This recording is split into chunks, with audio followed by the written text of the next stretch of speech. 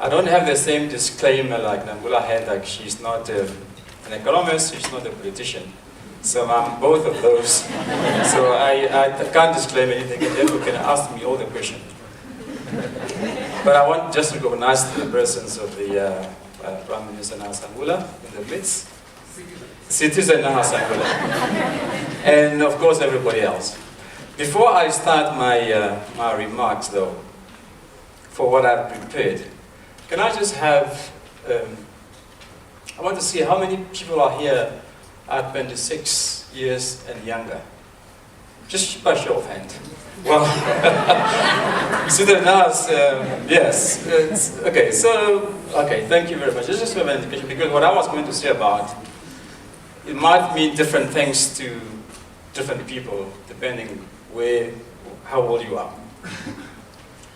And my remark really, I was asked to talk about the economy, and when Rwanda asked me, I wasn't sure what exactly he expected me to say. And when you are asked to speak to an audience like yours, people expect you to have, to say something sensible. And I tried to get something sensible going. And what I really wanted to say, look, when Nangula was talking here about Namibia as a potential investment destination for foreign investment, it is true. We just had an investment conference which ended yesterday. And I want to say it was really quite a huge success, the interest people have shown in our country. Not only the people from outside, but I think even our own people locally, I think they also understand that I think we have something good going for us. And if you really look back 26 years ago, so I'm asking how many people are here at 26 years and younger. Things are not really what they were then.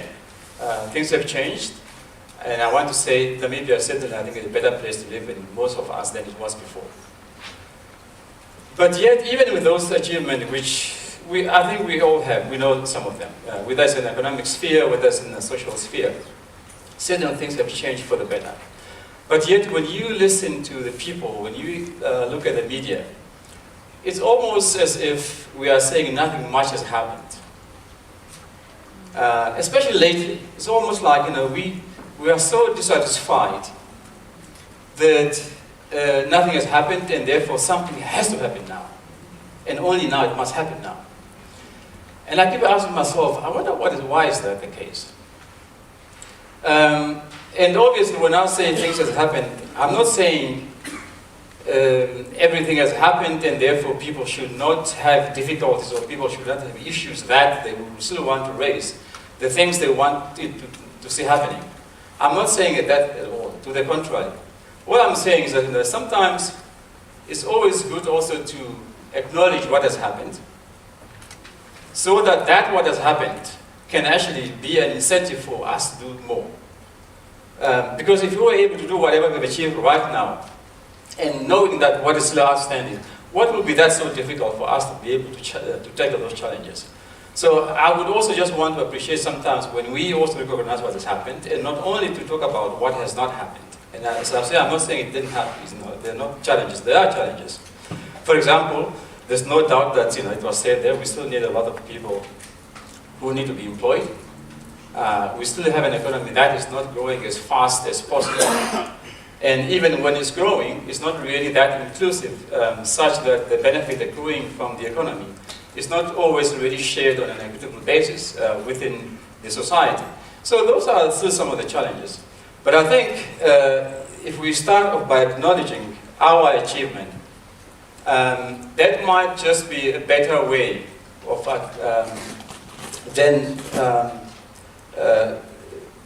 still then going after those things that are still outstanding for us.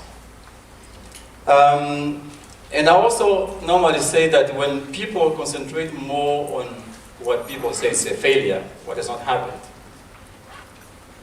and almost as if they're saying that we shouldn't do anything else because every time we do something they say, look, it's not going to work, it has not worked before, why should it work now? I also like reminding people by saying, in life sometimes you need to fail before you succeed. And some of the big successes in the world we know today, it could be technology, what could be whatever all the breakthroughs we have in the world, those did not happen just because it happened by, just once.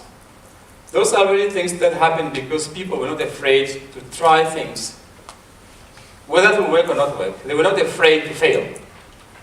They weren't sure whether it will work, but they just, are determined that we need to do something, we need to try something. And therefore, really, even when we do not achieve what we set out to achieve, it should not really be a reason why we don't want to try other things again. And therefore, when we air our concern about those things that we still need to do, we should just recognize those achievements. Now, for us to be able, I think, to progress, I think, with our development agenda, there are a few things which I believe we need to do. And the first one is that of us starting really to believe in our own capabilities. As Namibians, I think at times, we don't really, I think, believe in ourselves in terms of what we can achieve. And that is probably, I don't know, but there are examples where we have agreed to do certain things. We thought we all have agreed. Just at the slightest signs of difficulty of doing what we agreed to do. And then we all want to give up already. The voices we hear is the ones which says, no, we can't do it. So I think we should really, try to acknowledge our own capability to do things. Because, as I said, we have done a lot of things, and therefore those should really be incentives for us to be able to say, yes, we are able to do that, and therefore we can do that. Otherwise, really, if we're not prepared to have that determination and that belief in ourselves, things aren't going to get any easier for us.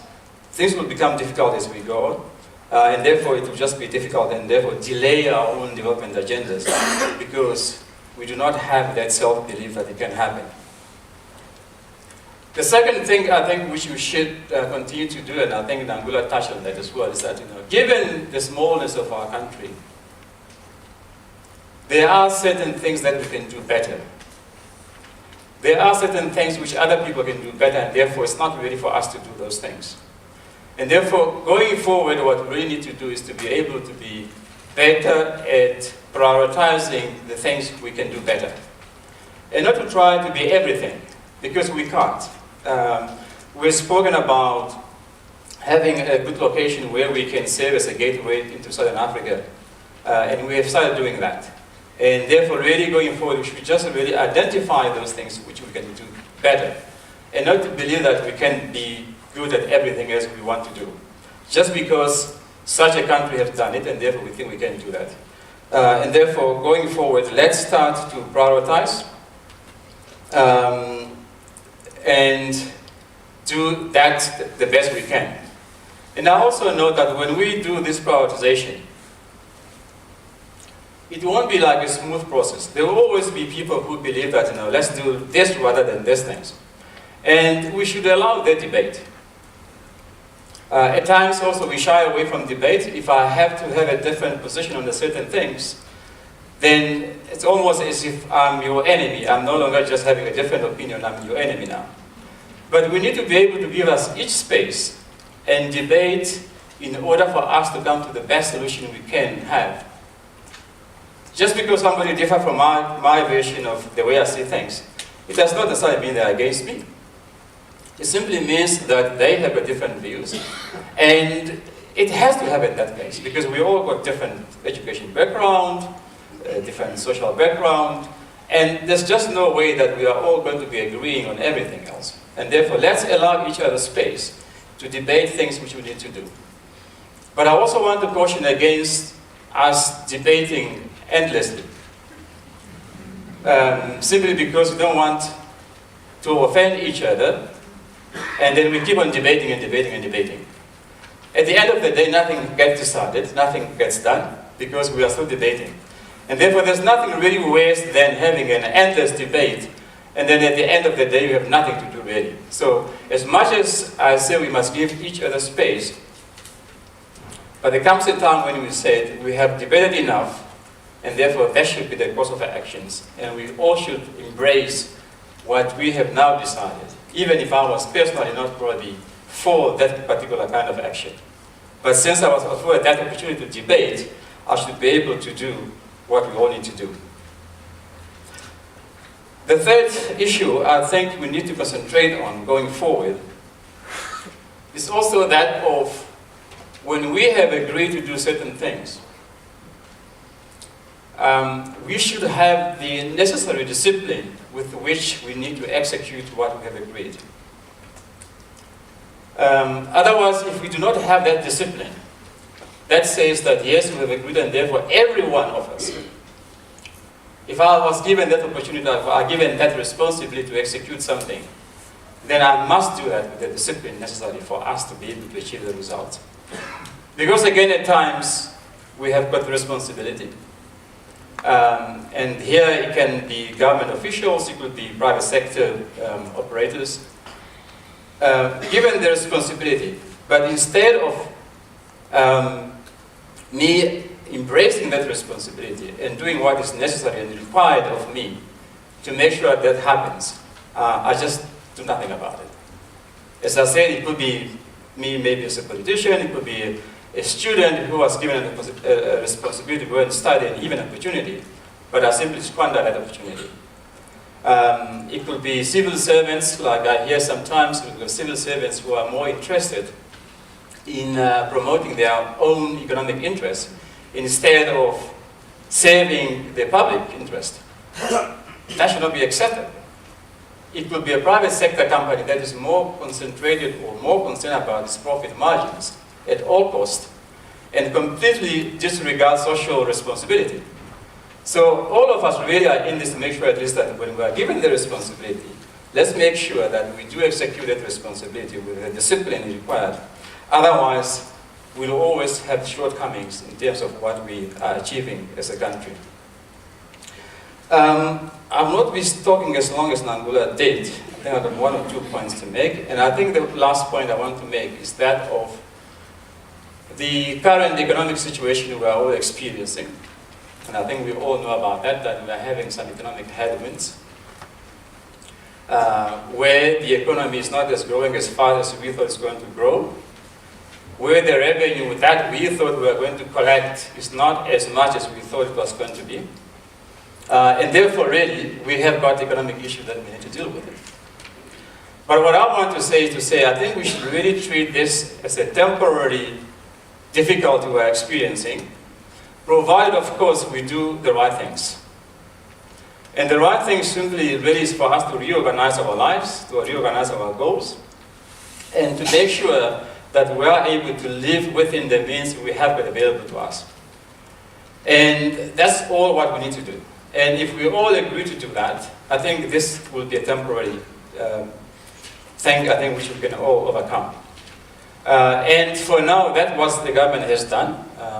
The Minister of Finance, during his budget review, have explained the government response to this particular economic headwinds we're talking about.